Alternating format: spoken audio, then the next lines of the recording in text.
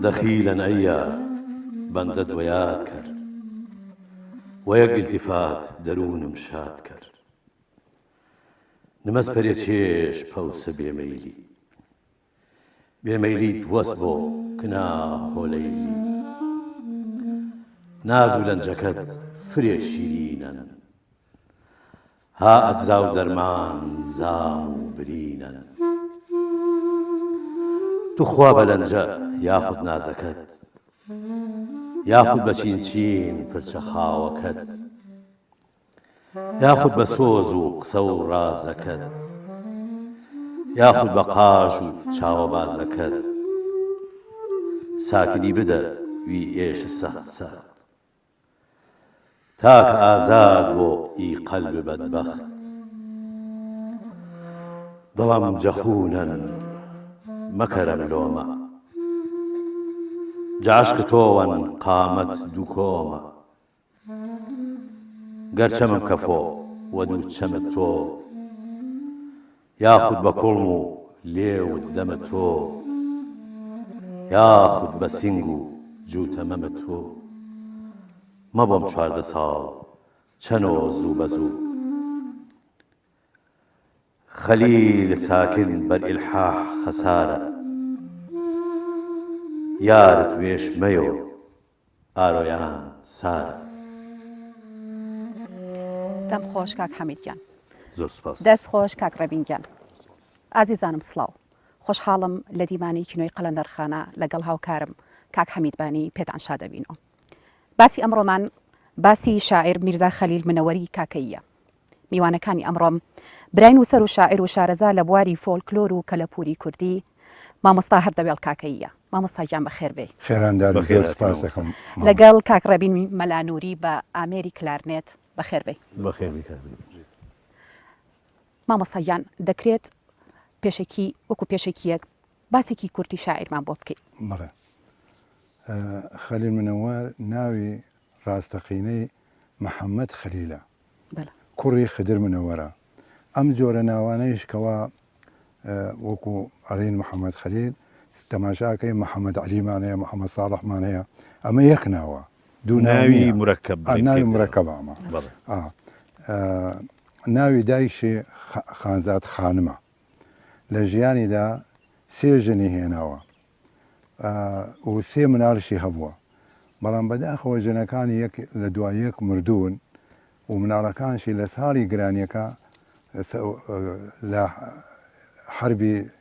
برێنجیهانی یەکەم مردوون مناڵی نەماوە یعنی تا زۆر تاقیبمان کرد تەماشاکە مناڵی نەماوە وەکو باسییان کرد دیدە ساڵەکان وتیان لە ساڵی گرانیەکە مردوون مناڵەکانیان دوو کوڕ و کچێکی بوو یەکێ لە کوڕەکانی خۆی ناوێ هێنێ ناوی نووری بووە بەڵێ مامۆستا من پرسیارێک مێ لەسەر ئەمەی جەنابە لە عورفی کاکەیانە بۆیان نییە لە ژنێک زیاتر بێنن چۆن خەلیل منەوەر بڵێ مامۆستا لە عورفی کاکەیە ئەگەر یەکێک ژنەکەی بمرێ ئەتوانێ ژنێکی تر بێرە ئەم ژنەکەی مردووە اینجا ژنێکی تری ئەویش مردووە اینجا ژنێکی تری هێناوە ئێستا منیش وەکو خەلیل منەوەر بەخوا 3 ژنم هێناوە مامۆستا یەکەمی مردیە دووەم هێناوە دووەمی مردیە سێمم هێناوە تەمەندرێژ خۆش بیاخوا منێژ وەک خەلیل منەوەر وە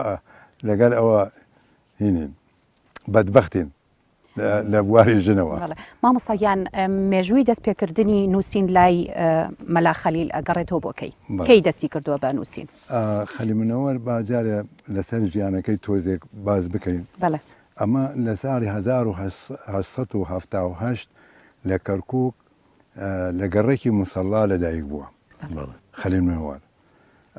لە ساڵی 1923 لە خانەقی مردووە لە گەڕێکی پاشە لە خانەقی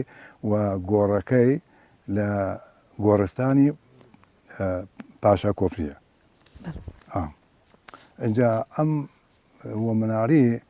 لە موسەڵا لە لای ئەو مامۆستایانە مەلا و مامۆستایانە کە لەوێ بوونە خوێندوێتی دواتر کە گەنج بووە وەکو هەموو گەنجێک حەزی لە خۆشەویستی کردووە و شعری نووسیوە و ڕۆیەتە ناو جیهانی ئەدەب و شعرەوە لە سەرەتا شعری دڵداری نووسیوە شعری خۆشەویستی نووسیوە دوایی شعری هەمەجۆری نووسیوە شعری نووسیوە بۆ باسی چەوسانەوەی گەلەکەی خۆی نەتەوەکەی خۆی کردووە داستانە شعری هەیە داستانە شعر واتە سێرەکەی پارچە شعرێکی 300 بیتە 400 بیتە لەسەر کاک ئەحمەدی شێخ کە لە مووسڵ کوژراوە ئەو هەڵساوە کردوێتی داستانێ داستانە شعرێکی دوور و درێژی لەسەر کاک ئەحمەدی شێخ نووسیوە باسی شەڕەکەی کردووە چۆن بۆ چۆن نەبووە باسی جەنگی جیهانی یەکەم لە داستانێکە دای ڕێژاوە بە دوور و درێژی باسیەکە وەکو ئەوەی خۆی جەنگاوەر بووە و لە ناوی ئەو جەنگەیە بووە نووسێتی بکایی خوێنیتەوە حەزەکەی هەربی خوێنیتەوە ناوی چەکەکانێنێ ناوی خەڵکەکە هێنێ ناوی سەرکردەکانێنێ کێ بەشداری کردێ کێ بەشداری نەکردێ ملەتی کورد چۆن بەشداری کردێ باسی شێخ مەحموودەکە دیارە مامۆستاگیان ئەمە پاشخانێکی زۆر زۆر باشی مێژوویشە بۆ گەلەکەمان کە ئەم شتانی بەو شێوەیە نووسیوە و هەڵساوە بەو شێوە نووسێتی واتە ئەدەبی کوردی دەوڵەمەندتر کردووە ڕۆشنبیری کوردی دەوڵەمەندتر کردووە خەلیل منەوەر خەلیل منەوەر شاعرێکی چەوساوە بووە کە یعنی ئەگە بێی سەر باس ژیانەکەی بکەی یعنی هەمیشە دەستنە ڕۆ بووە دەست کورد بووە هەمیشە بووە بەڕێستان کە دیوانەکەتان چاپ کردو یەکەم جار لەگەڵ مامۆستا مستەفا نەریمان بەڵێ نازناوی شاعری چەساوەکانتان ناوە خەلیل منەوەر خوا لێی خۆش بێ مامۆستا نەریمان بڵێ مامۆستاگیان لەسەر تیشکی قسەکانی جەنابەت حەزەکەم شاعرێکی تری شاعر بخوێنمەوە کە تێیدا لە دەستی ڕۆژگار سکاڵا دەکا ئەگەر کاکڕێبین هاوکارم بێ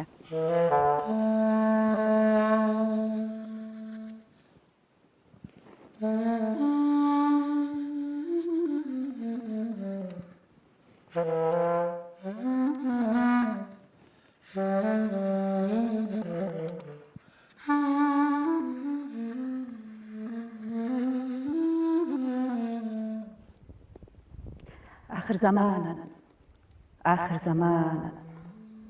طايف الملوك دور زمانا نزاع عشرة جملة جهانا رستاخيز سخت روم وإيرانا هاوسي وهاوسي ماكو خيانة نمندن أركان أمن وأمانة فرزند وبابو بمراعة رأي وسردار بإطاعة شيخان بشعور مالله مقلاجي درويش كم ذكرا ونا علاجي بفرقن شون يك بين جن ومرد أو مرد باتو كان جن ما ودرد يا حق يا عمر بري عدل وداد يا علي بيجنگ دشمن كر إيجاد ورندين باطل إسلام باملا نشاني صوفيا چرخ دجال زۆر سپاس بەخێر بێتەوە سپاس مامۆستاگیان ئێمە گەر سەیری قۆناغەکانی ژیانی خەلیل منەوەر بکەین سەیرەکەین هەموو قۆناغەکانی ژیانی تراژیدیایە وەکو ئەوەی کە ساوا بووە کە باوشی کۆچی دوایی کردووە لە تەمەنێکی مناڵیە بۆ پێم وایە دایکی کۆچی دوایی کردووە زۆر بەتەنیا ماوەتەوە کە ژنیشی هێناوە ژنی یەکەمی کە پێم وایە مەنی جەخان میناوە ئەو دەمە لە کەفری بووە بەڵێ ئەمری خوای کردووە بێوێ هیچ مناڵێکی هەبێ لێ نەزان مناڵی هەبوو لە مەنی جەخانیان بەڵێ مناڵی هەبووە بەڵێ دوای ئەوە بێوەژنێکی تری هێناوە ئەوانیش لە جەنگی جیهانی دووەمە لە سەفەر بەرە مردوون یعنی ئەمانە هەمووی تراژیدایە بدوایە کە کەسێک لە ئەو مناڵیەوە ئەو ژیانە سەختەیە بێ ئەوەی سەیرە بەلامەوە بەم هەموو تراژیدایەوە ئەم پیاوە هێندە پیاوێکی بەرز بووە هێندە پیاوێکی گەورە بووە زیاتر سەیرەکەی ڕاستە هەندێک مەرسیە و شعری بۆ ژنەکانی و بۆ مناڵەکانی ئەمانە نووسیوە خۆیەتی بەڵام خەمە گەورەکەی هەر لە خەمی کورد و کوردایەتیا بووە بڵێ ئەویان جناب ڕاچێ بەرامبەر ئەو بڵێ هەڵوێستانەی خەلی منەوار جگە لەوەی کە شاعرە پیاوێ مرد و ئازا و بە جورئەت بووە بڵێ لە سەردەمی عوسمانیەکانە هێرشی کردوتە سەر ڕژێمی عوسمانی و باسی ملەتی کوردی کردووە داوای لە کورد کردووە یەک بگرێ اینجا داخەخوا ئەڕێ لە کوێستان تا گەرمیان یعنی مخابن ئەڵێ هەموو هۆزەکان ناحەزی یەکترین شەڕ ئەەکەن لە جیاتی ئەوە یەک بگرن ئەوان شەڕ ئەەکەن حەز لە یەکتری ناکەن داوا ئەکار لەنەتەوەی کورد لەو سەردەما یەک بگرنەوە لە شعرەکانی ئەگە باش ئینیان بکەیت یعنی دژمنی سەرسەختی ڕژێمی عوسمانیەکان بووە کەم ڕژێمی عوسمانی کوردی زۆر چەسانوتەوە بەڵێ ئەوە شتێکی هەیە شعرەکە ینی کۆلەوانەیە ئەگەر بین بۆ ئەم سەردەمەش هەر هەمان حاڵەت و هەمان تراژیدا ببینین ئەو شعرەی کە ئەڵێ ئەو شای ئێرانن ئەو شای تورانن هەر دۆش زەواڵی شاهی کوردانن جەلای شای تورکان ئینساف نەمەندەن خوداوەند ناموس غیرەت سەندن تەمام تەئیدی قسەکەی منەکە بەڵێ یعنی تەماشاکە دادێتی لەدەست شای ئێران و لەدەست شای توران واتە ئەمانە بۆ نەتەوەکەی خراپ بوونە زوڵمیان لە نەتەوەکەی کردووە ئەگینا ئەوان چاقێکیان لە خەلی منەوەرە شای ئێران چ پەیوەندی لەگەڵ خەلی منەوە هەیە یان شای توران چ پەیوەندێکی لەگەڵ خەلی منەوە ئەگەر خەمی کوردایەتی ئەگەر خەمی کوردایەتی و نەتەوەکەی خۆی نەبێ مامۆستاگیان بەهرەیەکی تری شاعر خۆشنووسی بووە پیشانی شداین لە دیوانەکەیە دەستنووسی خۆشی دەستخەتی زۆر جوان ئەگەر باسێکی ئەوەشمان بۆ بکەین خۆی بە حقات هەموو مەلاکانی کۆن دەستخەتیان خۆش بووە ئەگەر تو تەماشای دەستنووسەکان بکەیت چ نالی چ قانە ئەو شاعرانەی کۆنە ئەوانەی کورد خۆمانیانی تەماشاکەی دەستخەتیان خۆشە خەلل منەوەریش هەر وەکو ئەوان زۆر بایەخی داوە بە خۆشنووسی یعنی ئەوەی کە نووسیوێتیەوە زۆر بە دڵوجیان نووسیێتەوە وا دیارە هەم بەرهەمەکەی خۆی خۆشویستووە هەم ویستێتی بە خەتێکی جوان بینووسێ بۆی هەر کەسێ ئەو دەستنووسە بکەفێتە لای هەر کەسێک و دڵوجیان بخوێنێتەوە و زەوقێکی لێوەربگرێ لەو خەتە بۆیە ئێمە ئەیبینین خەتەکە ئەیبینین لە دیوانەکە نمونەماندانایە دووسێ نمونێخ دەستخەتی خۆیمانداناوە هەر کە ئەیبینێ ئەڕێ ئەمە چۆن ئەمەی نووسیوە ئەمە خۆشنووس بووە ئەو لە بواری خۆیانی خەتەکەی وا بووە یانێ بەلای خەڵکەوە خۆشنووس بووە ئەو لە بواری خۆشنووسیە کاری نەکردووە بەڵام ئەوەی نووسێتەوەی زۆر بە جوانی بە خەتێکی زۆر جوان نووسێتەوە مامۆستا ئەوە کاریگەری هەبووە لەسەر شاگردەکەشی کە ناوی شادڕەوان مەلا عەباسە ئەوە نە جوان بووە دەستوخەتی کاریگەری لەسەر بوو کە حەزی کردو ئەویش شعر بنووسێ بەڵێ جگەلەوە ئەگەر تەماشای دەستخەتی مەلا عەباس بکەی هەم لەوێ نمونەی هەیە شارەکان خەلی منەوەری نووسیوەتەوە تەماشاکەی زۆر نیزگە لە خەتەکەی خەلی منەوەرەوە اینجا ئەویش هەڵساوە داستانە شعری نووسیوە شاعرێ ترمانیش هەیە ئەینن ناوی بەرزۆی پەریە بە ناوی دایکیەوە مەشهورە ئەویش وەیەتیمی گەورە بووە تەماشاکەی ئەویش داستانە چەندین داستانە شعری نووسیوە یعنی ئەو هەمووی کاریگەری خەلیل منەوەرە ئەمانە هەر هەمویان شاگردی ئەون بڵێ بواری تر هەیە کە لە شعرەکانە بەڕاستی کە ئیخوێنیتەوە کە بە تایبەتی باسی داود و حەزرەتی داود و حەزرەتی سولەیمانەکە کە بەتەواوی بەو دەرەکەوێت ئەم کەسە شارەزاییەکی زۆر باش و زۆر تەواوی لە ئاینە کتێبە ئاسمانیەکانە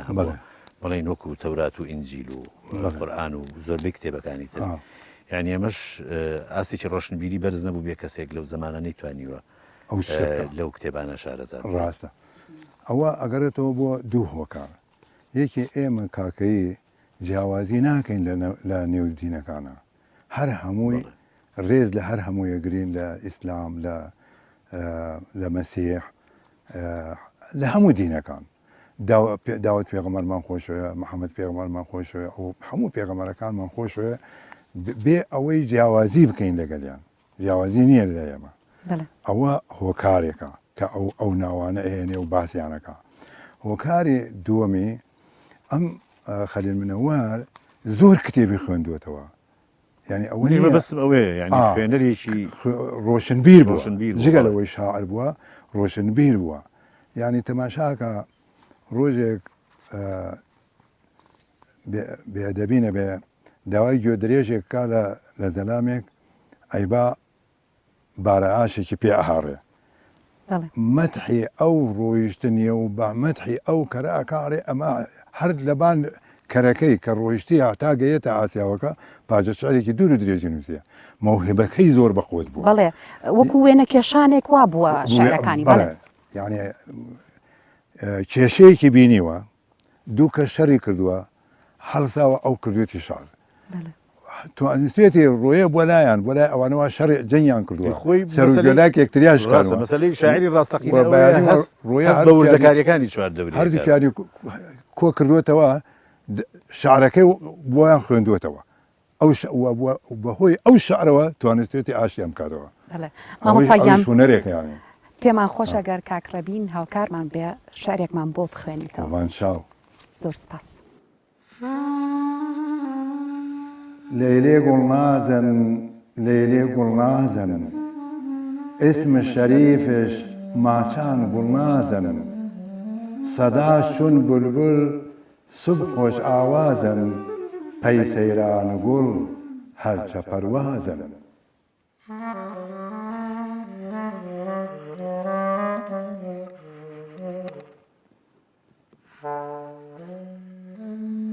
کاڵای کراسش چیت ناز نازنن تحفەی قافڵەی شار شیرازن ڕەوشت و لەنجەش وە غەمزە و نازن شۆخن سەرکەشن وێنەی شەهبازن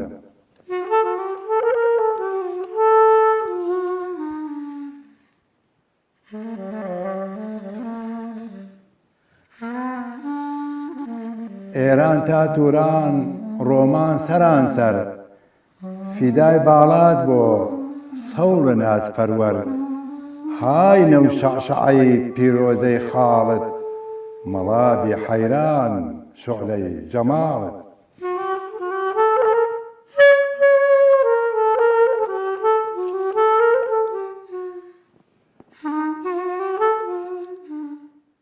لە شارێکی تردا دەڵێ چە کوردەماڵان چە کوردەماڵان میردام ڕەندێدیم چە کوردەماڵان شەخسێ زەرجەمین زەرستون باڵان غەزالەی خۆتەن پیرۆزەی خاڵان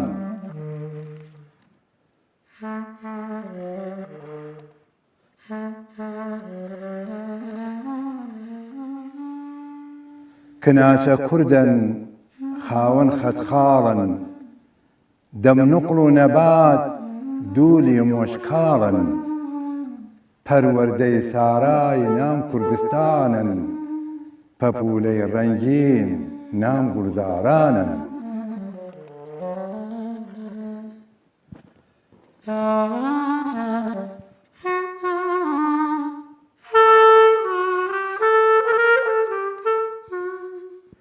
پرچشلول و خام چەنی زولفانش پەخش وەردەن چون حەی وەبان مەمانش دگان مرواری باڵاش چون چنار خۆلە بشناسک گۆناش گوڵهەنار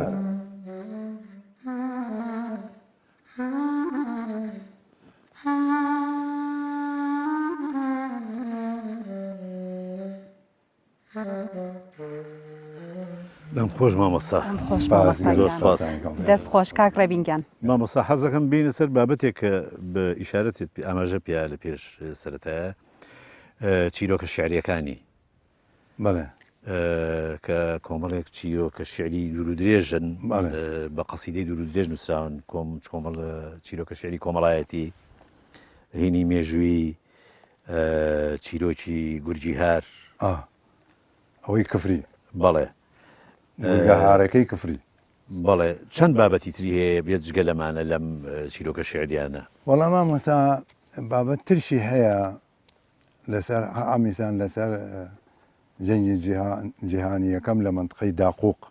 باس ئەوە کا چۆن هاتوونە ماڵەکان گەنمیان بردیە جۆیان بردووە خەڵکەکەیان بردووە چۆن ئەفسەرەکان ئەفسەرێک هەبووە ناوی ئیسافەنی بووە ئەو ئیسافەنیە چۆن زوڵمی کردووە لە خەڵکەکە ئیتر ئەڕاتە سەر قەبرێک خۆزگە ئەخوازێ بە ئەو کەسەی کە لە ناوی گۆڕەکەیە ئەرێ خۆزگەم بەت و بەس نییە لە زوڵمی ئیسا ئەفەنی ڕزگار بیتە لە زوڵمی عوسمانیەکان ڕزگار بیتە یعنی ئەویش نەوەیەکی سیاسەتە یعنی ڕاستە خۆزگە بە مردە خۆی ناخوازێ بەڵام لە ڕێگەی ئەوەوە هێرش کاتە سەر ڕژێمی عوسمانی ئەویش ئاین داستانێکە بەڵێ زیاتر هەستکەی خوێنیتەوە چیرۆکە شعرەکانی هەست بەوە ناکەی کە چیرۆکە جێڕێتەوە زیاتر وەکو مەسەلەی پند و ئامۆژگاری ژوایە بەڵێ ئەگە جارێ بخوێنێت و حەزەکەی جارێتش بخوێنیت بەڵێ ئەوە نییە بێزار بی لێ تامێکی تایە هوەری شعری تێدایە مامۆستاگیان شاعر ڕێزێکی تایبەتی بۆ شاری سلێمانی داناوە لە یەکێک لە شعرەکانیا لە چوارینەکانیا ئەڵێ شاری سلێمانی شاری شێرانن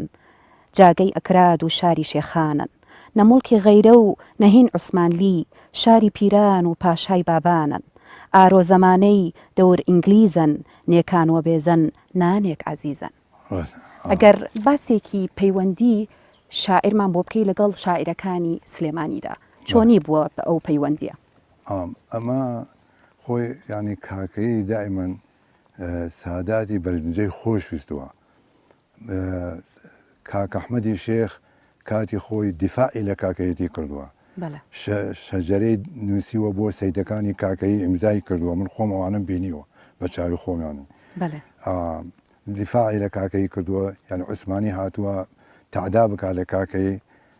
کاک ئەحمەدی شێخ دیفاعی کردی لەسەر کاکەی قبولی نەکردی وتی ئەمانە کەسی خۆمانن خزم خۆمانن ئەمانە پیاوچاکن ملەتێکی باشن خراپ نین من ڕازی نیم ئەمانە تعدایان لێ بکەن اینجا ئەو خۆشەویستیە وەخت هاتووە پشتەڵ پشت ئەو خۆشەویستی ساداتی بەرزنجە شێخانی بەرزنجە هاتووە کوڕەل کوڕ ئەو پەیوەندی ڕۆحیەت چی بووە پەیوەندی یارسانەکان و بۆت باسەکەم ساداتی بەرزنجە هەبووە هاتووە هەر ئاوها پەیوەندیان لەگەڵ کاکەیەتی هەبووە ئەوان بۆ نمونە شێخ مەحموود یەکێ لە مستەشارەکانی شێخ مەحموود حەمە ئاغای خوبیلە بووە کاکەیی بووە خەڵکی سلێمانیە فەتا ئاغا ئەو شەری کردووە لەگەڵێن فەتا ئاغا چەند سوارێکی ناردووە یەکێکی ناوی کەریمزاڵە فڵامە نۆفڵ ئەمانە سێ و چوار سواری نردیە بۆ لای شێخ مەحموود و تێری ئەمە با پێشمەرگە بن لە لای تۆ حتانی شەهیدمانیش داوە لە وەختی شێخ مەحموودە یعنی هینێکی ڕوحی بووە حتا ئەنگلیز داوای کرد لە فەتاغی کاکەی وتی تو دەبێ قووەتێک بدەی شەڕ بکەی لەگەڵ شێخ مەحموود وتی بابە ئێمە لەگەڵ شێخ مەحموود ئاموزاین من ئەگەیستاکە بێ و نێزک مەسەن 200-300 سوار بێنم بڕۆن شەڕ بکەن لەگەڵ شێخ مەحموود ئەمانە هەر هەمووی ئەڕۆنە ناو ئەوانەوە بنە پێشمەرگە لەگەڵ شێخ مەحموود یەک تەقە لە شێخ مەحموود ناکەن چونکەم ئێمە پشتێکین لەگەڵ ئەوانە مافەتە ئاغا خۆی سەید بەرزنجیە لەبەرەوە هێنی نەکردوتی ئەبێ ئێوە ئاف بکەن لەم لایشەوە ئێمە لەگەڵ عەرەبە وەخت خۆی شەڕمان کردێ لەسەر زەویزار وتی ئەگە ئێمە بڕۆین ئەمان لە دواوە لێمانەدەن و ئەمانش لە دەستمان ئەڕۆن ئێمە خەسارەکەین لەماڕە توانستی یعنی حکوومەتی ئینگلیز قەناعەت بکات کە کاکەی دژی شێخ مەحموود شەڕ نەکا یا لەبەر ئەوە لە ناو ئەم شعرە کەوا بۆ کاک ئەحمەدی شێخ ناردێتی خۆشەویستی ئەوەیە ئەو پەیوەندی ڕوحیە لەگەڵ سەیدە بەرزنجیەکانە هەیە بۆیە ئەوەی کردووە یعنی زۆر دیفاعی لە کاک ئەحمەدی شێخ کردیە زۆر بە سەر شێخ مەحموودە هەڵەدا یعنی ئازایەتی و جوامێری شێخ مەحموود پیشانەدا بەڵێ مامۆستاگیان دو پرسیارم ئەوەیە ئەمێ بزان بەرهەمەکانی شاعیر چۆن کۆکراونەتەوە و ئایا دەستنووسی هەیە کە هێشتا بە چاپ نەگەیەندرابێت ئێمە کە دەستنووسێکی مدۆزیەوە بەڵێ و مستەفا نەریمانیش خوا خۆش بوو ئەوش دەستنووسێکی دوێ لە هەفتاکان ئیتر پێکەوە ئەومان چاپ کرد لە دوای ئەوە من وازم نهێنا دەستم کردە سۆراخکردنی لە لای مەلاکان لای خوێنەوارەکانی خۆمان لە بەغا لە خانەقی لە منطقەی بادنان هەمانە کاکەیمان هەیە خۆشببختانە 5-6 دەستنووسی ترم دۆزیەوە ئەینجا هەڵسام دیوانەکەیم دووبارە تەبع کردەوە لەو بەرگەیەکەوە لە ژێر دەستایە دوای ئەوە هەمیسان 27 پارچە شعری ترمان دۆزیەوە و شعری شاعرانی گەرمیانشمان دۆزیەوە ئەو شعرانە و شعرەکانی گەرمیان شاعرەکانی گەرمیان لە کتێبێکدا من و کاروان عوسمان بڵاومان کردەوە. دەستان خۆش بێ مامۆستاگیان ئەبێ زۆر سپاس بکەم بۆ ئەو زانیاریە بە نرخانەی کە پێت داین لەم بەرنمەیەدا ئەبێ زۆر سپاسی کاک ڕێبینیش بکەم دەست و پەنجە خۆش زۆر سپاسی هاوکارم کاک حەمیدیش بکەم ئازیزان بەم شێوەیە دێنە کۆتایی بەرنامەی قەلەندەرخانە کە باسی میرزا خەلیل منەوەری کاکەیمان دەکرد بە شعرێکی شاعر کە لەلایەن کاک حەمیدەوە خوێنرێتەوە کۆتایی بە بەرنامەکەمان دێنین زۆر سپاس کە تا ئێستا بینەرمان بوون.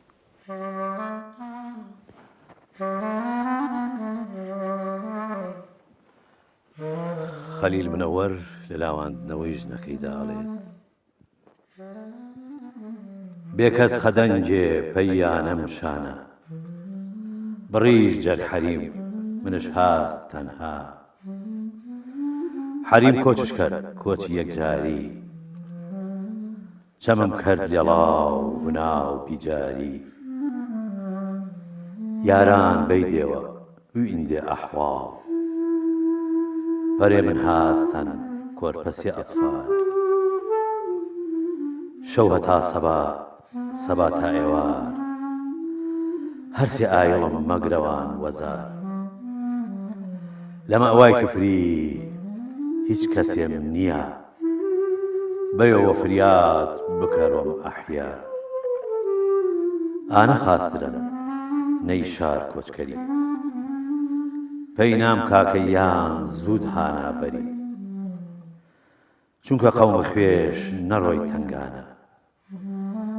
پەرێ لێ قەومان براو باوانە یاخوا کەس وێنەم پەرێشان نەبوو مایل بۆ دەرگای خومخانان نەبوو یاخوا کەس وێنەم دڵ بیمار نەبوو دەروە دەرشاران دەست ئەغیار نەبوو